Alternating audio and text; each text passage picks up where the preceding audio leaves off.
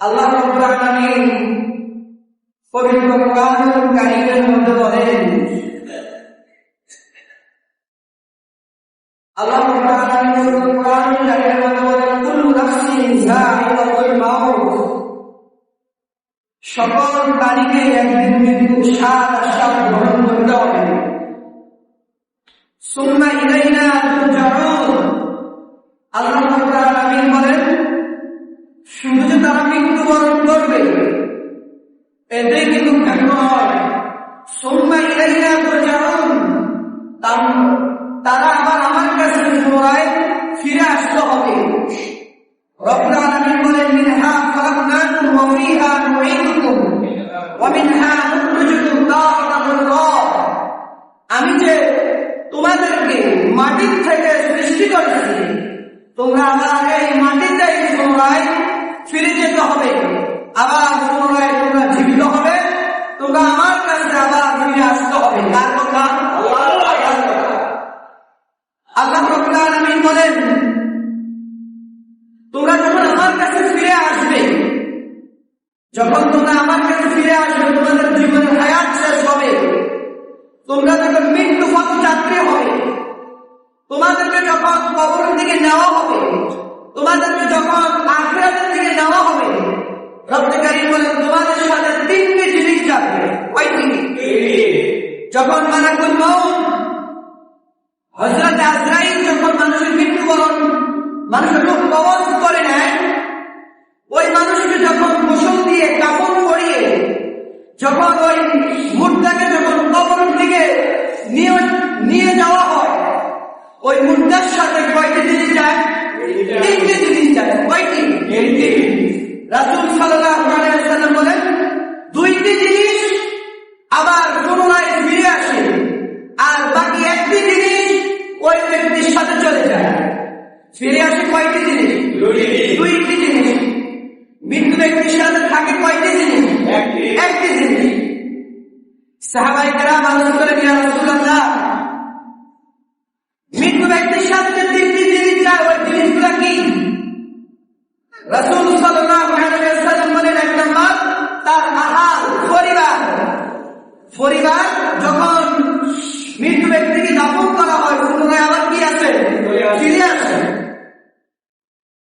যখন ওই ব্যক্তির সম্পদ, যে সম্পদ ওই ব্যক্তির সাথে থাকে, ওই সম্পদগুলো আবার পুনরায় ফিরে আসে। তিন নাম্বার একটি জিনিস, যে জিনিস ওই ব্যক্তির সাথে থেকে যায়, রাসূল সাল্লাল্লাহু আলাইহি ওয়াসাল্লাম বলেন, ওই জিনিসটাই হচ্ছে ওই ব্যক্তির নেক আমল। সুবহানাল্লাহ।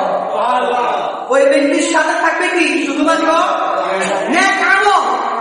এখন আমি আপনি যদি দুনিয়ার জিন্দেগিতে যদি নেক আমল যদি নাই করি, আমি আপনি যদি রবকে যদি সেজদায় যদি না দিই, আমি আপনি যদি হারাম থেকে যদি নাই চলি, আমি আপনি যদি জায়েজ না জায়েজ যদি মেনে যদি না চলি, আমি আপনি যদি আদেশ নিষেধ যদি মেনে না চলি, তাহলে আমাদের নেক আমলের যে পাত্র থাকবে, ওই নেক আমলের পাত্রের ভিতরে যদি নেক আমল যদি না থাকে, তাহলে আমার আপনার কোনো উপায় আছে? আমার আপনার কোনো উপায় আছে? রাসূল সাল্লাল্লাহু আলাইহি ওয়াসাল্লাম বলেন, যে ব্যক্তি ঈমান আর আমল নিয়ে, ইবাদত নিয়ে কবরে আসলো না, রাসূল আকরাম সাল্লাল্লাহু আলাইহি ওয়াসাল্লাম বলেন, ঠিক ওই ব্যক্তিকেও আমি রাসূল চিনি না। বলি নাউযুবিল্লাহ। রব্বুল কারীম বলেন, যে ব্যক্তির ঈমান নাই, যে ব্যক্তির নেক আমল নাই, আমি রব কিয়ামতের ময়দানে আমি আমার ওই বান্দাকে চিনি না। বলি নাউযুবিল্লাহ। রাসূল আকরাম সাল্লাল্লাহু আলাইহি ওয়াসাল্লাম যদি আমাকে আপনাকে না চিনে, আল্লাহ রাব্বুল আলামিন যদি আমাকে আপনাকে যদি তার বান্দা হিসেবে পরিচয় করে না দেয়, তাহলে আমার আপনার হায়াতে, আমার আপনার জিন্দেগির কোনো দাম আছে? আল্লাহ রাব্বুল আলামিন বলেন পবিত্র কোরআনুল কারীমের মধ্যে, কুল ইন্নাল মাউতা আল্লাযী তাফিরুনা মিনহু ফাইন্নাহু মুলাকীকুম সুম্মা তুরাদ্দুনা ইলা আলিমিল গায়বি ওয়াশ শাহাদা। আল্লাহ রাব্বুল আলামিন এই আয়াতে নবী আমার আপনি বলুন কুল ইন্নাল মাউতাল্লাযী তাফিরুনা মিনহু ফাইন্নাহু মুলাকীকুম। নবী আমার আপনি বলুন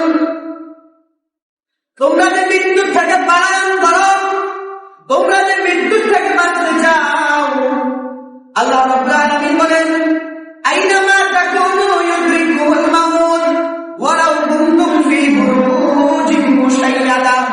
তুমি পৃথিবীর যে জায়গায় যাও, তুমি পৃথিবীর যে স্থানে থাক না কেন, রব্বুল কারীম বলেন আইনামা তাকুনু ইউদরিকুমুল মাউত ওয়ালাউ কুনতুম ফী বুরুজিন মুশাইয়াদা। নবী আমার আপনি বলুন বান্দা উম্মত পৃথিবীর যেখানে থাকুক, পৃথিবীর যে জায়গায় অবস্থান করুক, মৃত্যু নামক শব্দ থেকে পৃথিবীর একটি প্রাণীও বাঁচতে পারবে না। সুবহানাল্লাহ।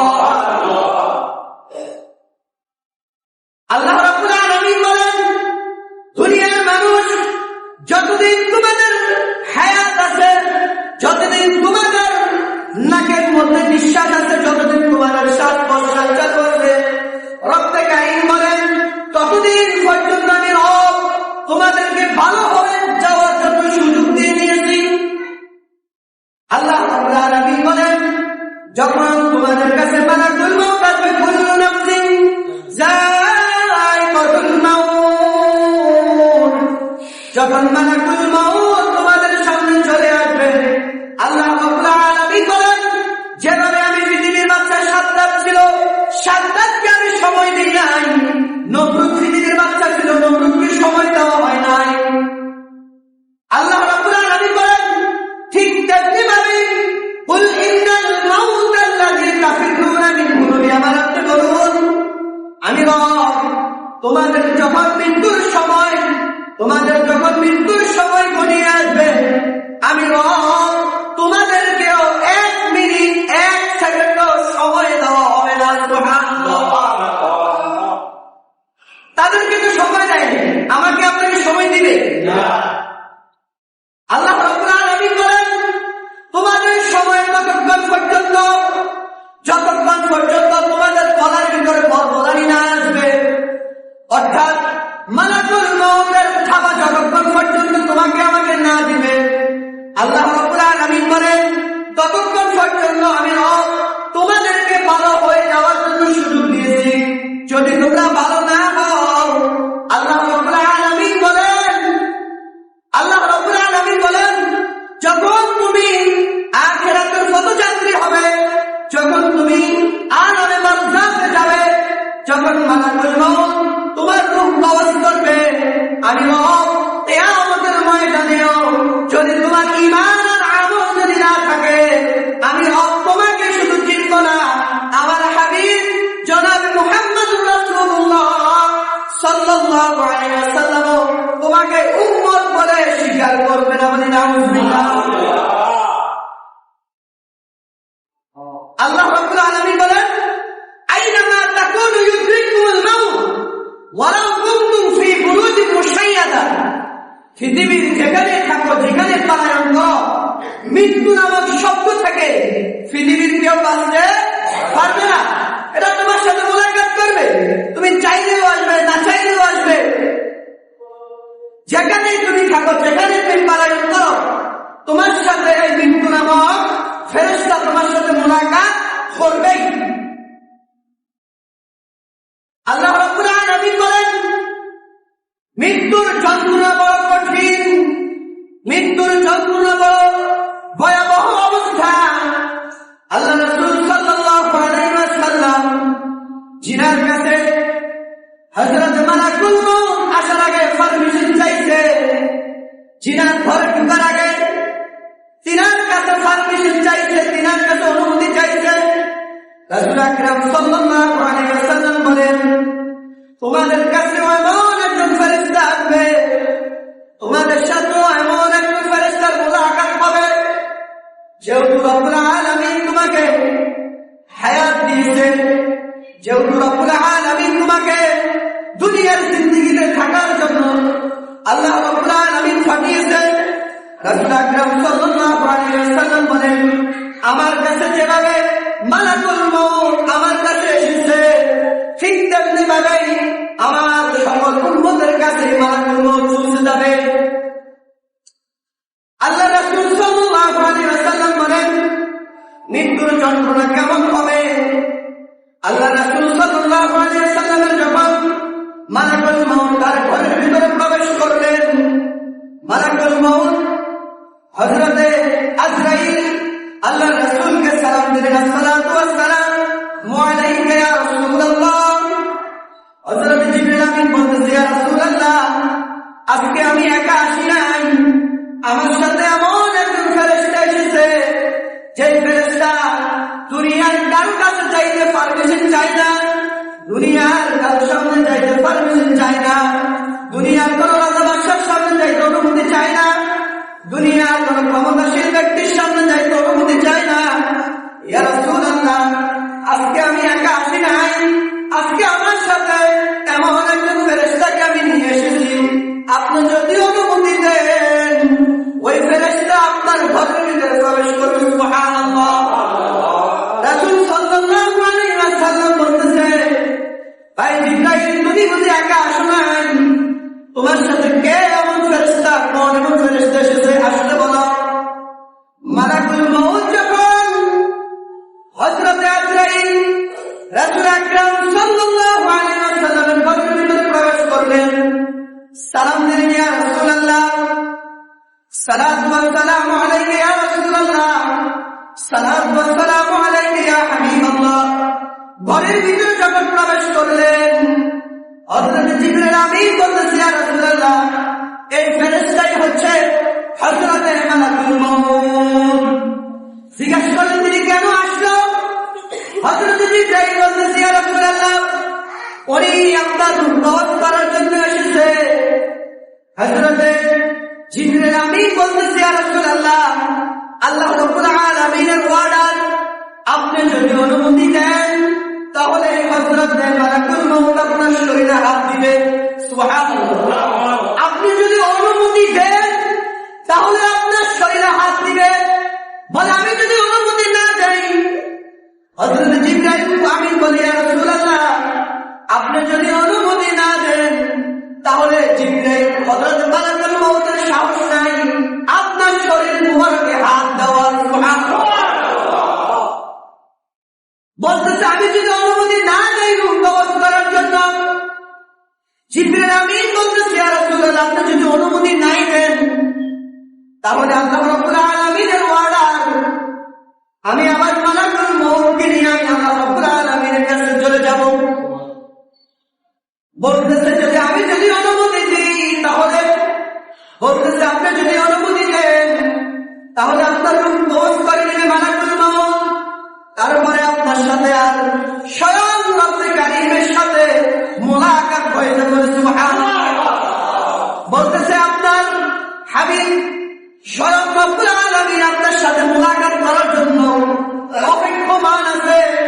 আপনি যদি দিনার দিদারে যদি অপেক্ষমান হতে চান তাহলে আপনি মালাকুল মউতকে অর্ডার করুন, মালাকুল মউত আপনার রূহ কবজ করবে। রাসূল আকরাম সাল্লাল্লাহু আলাইহি ওয়াসাল্লাম যখন মালাকুল মউতকে অর্ডার করলেন, মালাকুল মউত হযরত আজরাইলকে অর্ডার করলেন, তুমি তোমার কাজ শুরু করে দাও। মালাকুল মউত যখন রাসূল আকরাম সাল্লাল্লাহু আলাইহি ওয়াসাল্লামের শরীর মুবারকের মধ্যে হাত ছুঁয়ে রেখেছে, আল্লাহ রাসূল হযরত মালাকুল মউতকে বলে, ও মালাকুল মউত, তুমি কি আমার শরীরের উপরে হাত রাখছো নাকি উহুদ পাহাড় দিয়ে আমার শরীরকে তুমি চাপা দিয়েছো? বলতেছে, ইয়া রাসূলুল্লাহ, দুনিয়ার কোন মানুষের এত ইহসানের সাথে কোনো রূহ কবজ করা হয় নাই।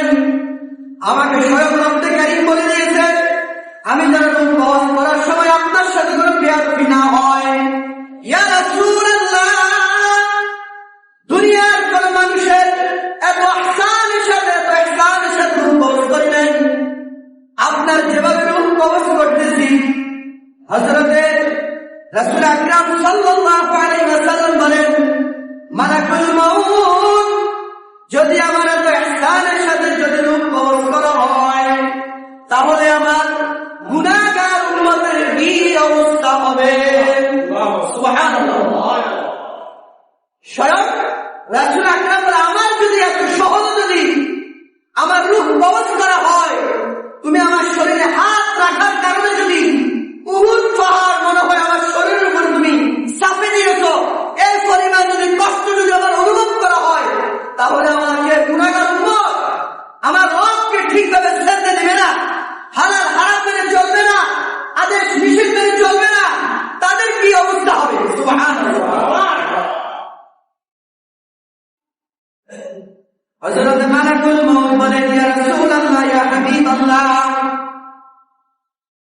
আল্লাহ রাব্বুল আলামিন আমাকে বারবার করে আদেশ করেছেন, না জানি আপনার সাথে কোনো বেয়াদবি না হয়, না জানি আপনার শরীরের সাথে কোনো বেয়াদবি না হয়।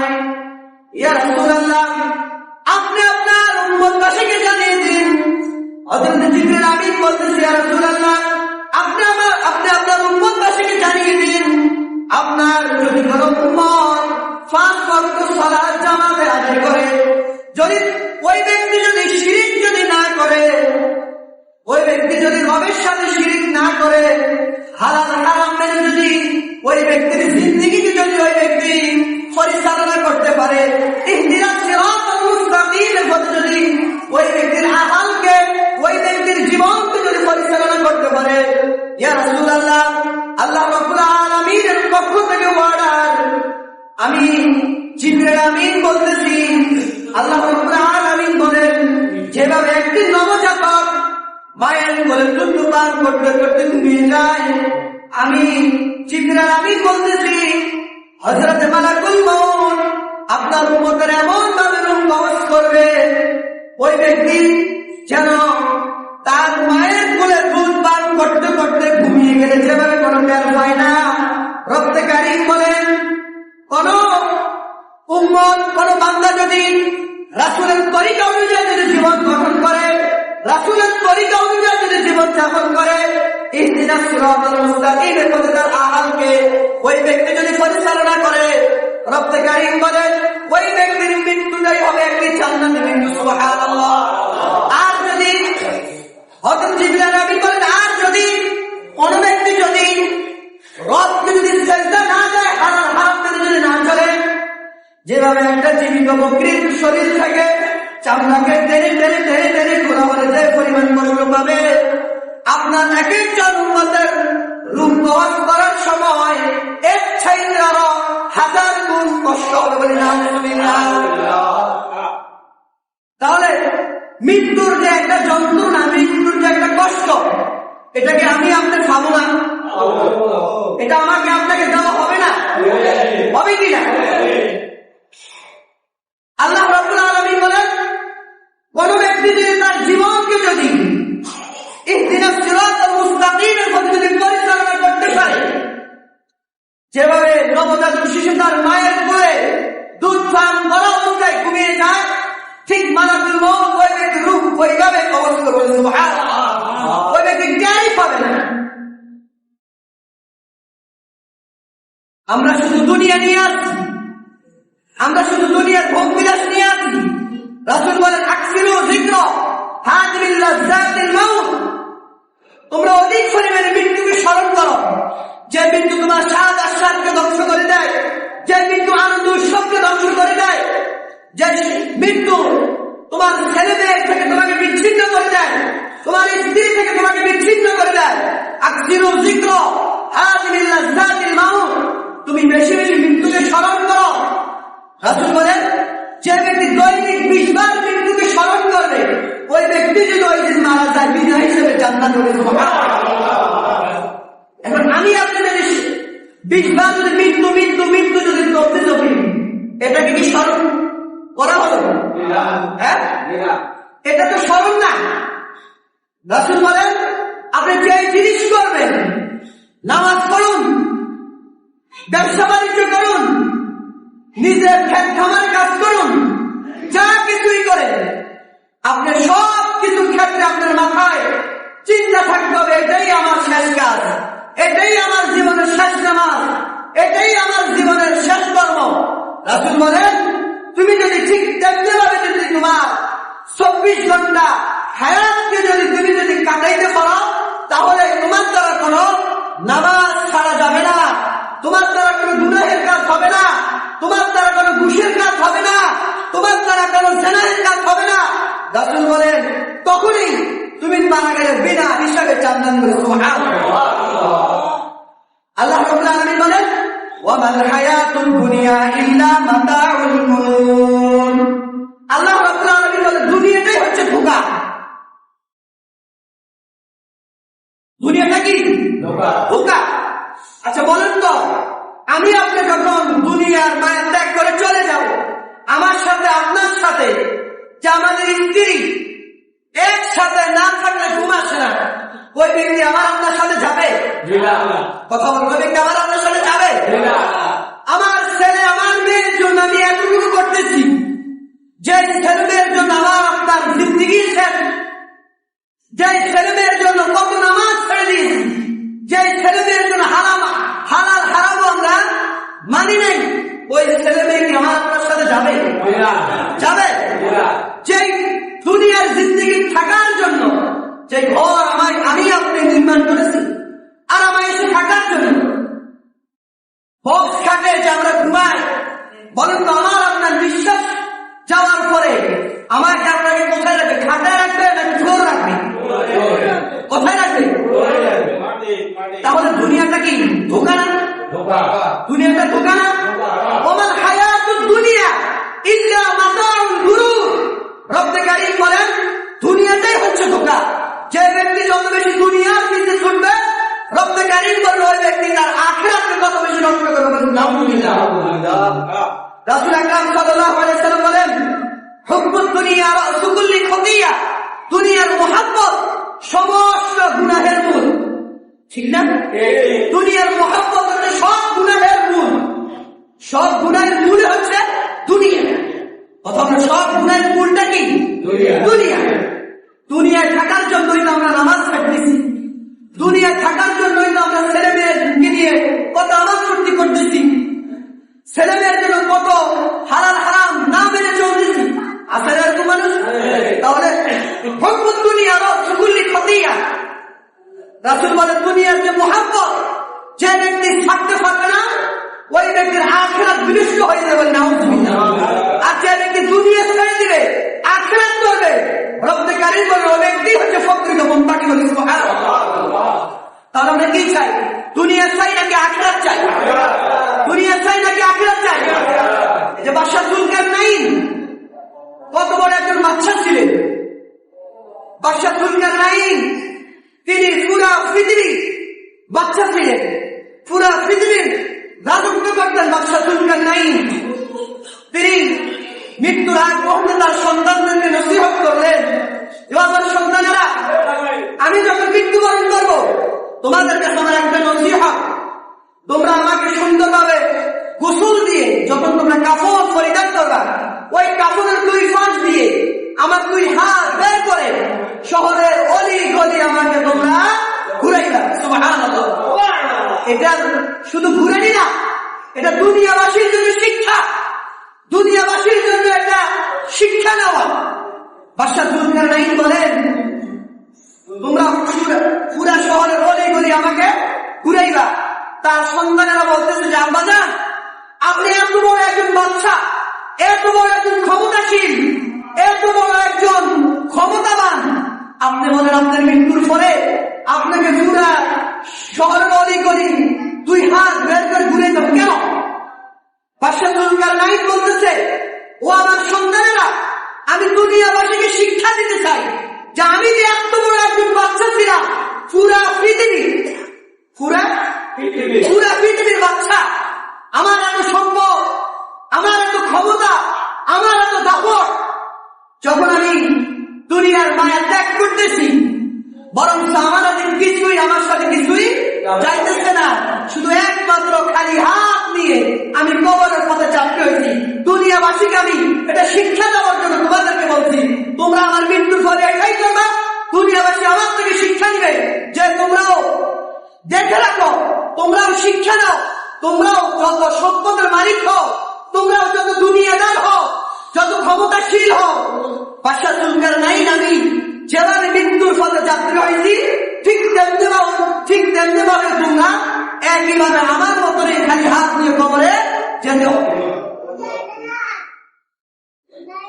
বাদশাহ যুলকারনাইন তিনি তো একজন বাদশা ছিলেন, তিনি মনে হয় দুনিয়াতে এখনো আছে, এখনো আছে কিনা, তিনি কি মরে নাই? এরপরে যাই বাদশাহ সুলাইমান, তিনি তো একজন বাদশা ছিলেন, তিনি মনে হয় এখনো আছে, আছে নাকি? বাদশাহ এত বড় বাদশা ছিলেন, তারা কাজ নাই।